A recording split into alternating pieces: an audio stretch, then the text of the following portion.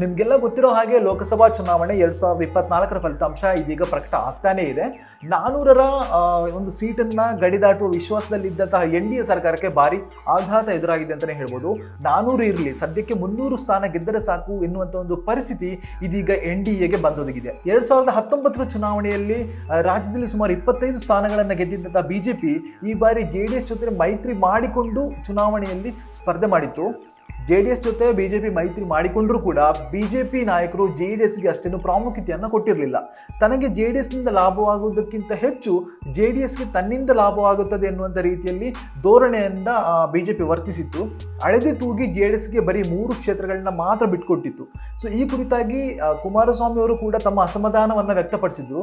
ಉಳಿದ 25 ಕ್ಷೇತ್ರಗಳಲ್ಲಿ ಬಿಜೆಪಿ ಸ್ಪರ್ಧೆ ಮಾಡಿತ್ತು. ಮೋದಿ ಅಲೆಯಲ್ಲಿ ಈ ಬಾರಿ ಬಿಜೆಪಿ ಮತ್ತೆ 25ಕ್ಕೂ ಹೆಚ್ಚು ಸೀಟುಗಳನ್ನ ಗೆಲ್ಲುವ ಕನಸನ್ನ ಕಂಡಿದ್ರು. ಆದರೆ ಖಂಡಿತವಾಗಿಯೂ ಬಿಜೆಪಿಗೆ ರಾಜ್ಯದ ಮತದಾರ ಆಘಾತ ಕೊಟ್ಟಿದ್ದಾನೆ ಅಂತಾನೆ ಹೇಳ್ಬೋದು.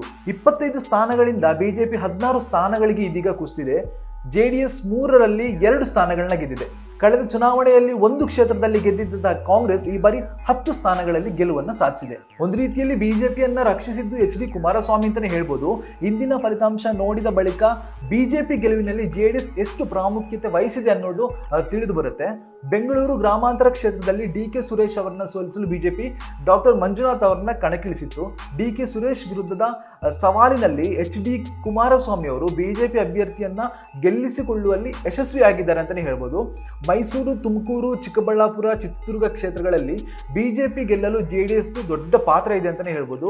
ಒಂದು ವೇಳೆ ಕುಮಾರಸ್ವಾಮಿ ಅವರ ಬೆಂಬಲ ಇರದೇ ಇದ್ದಿದ್ರೆ ಈ ಎಲ್ಲಾ ಕ್ಷೇತ್ರಗಳು ಕೂಡ ಕಾಂಗ್ರೆಸ್ ಪಾಲಾಗ್ತಾ ಇತ್ತು. ಹಾಗಾಗಿ ಕಾಂಗ್ರೆಸ್ಗೆ ಹೆಚ್ಚಿನ ಸೀಟ್ ಬರ್ತಾ ಇತ್ತು, ಬಿಜೆಪಿಯ ಸೀಟ್ ಖಂಡಿತವಾಗಿ ಕುಸಿತಾ ಇತ್ತು.